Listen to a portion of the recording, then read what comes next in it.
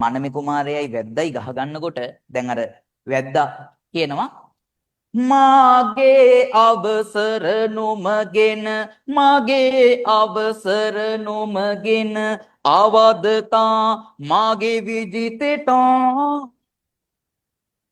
දීර බල දනුදර වෙමි ක්‍රූර තොපගේ එඩි බිදලමි දීර බල දනුදර වෙමි ක්‍රූර තොපගේ එඩි බිදලමි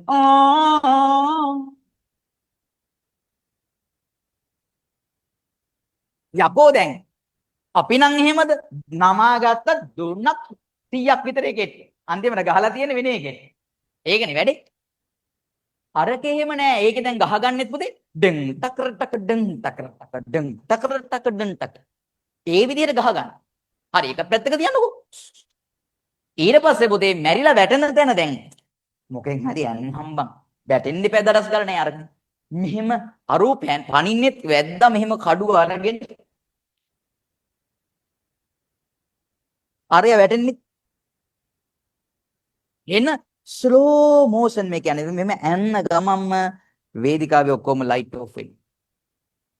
වැදි රජුට කඩුව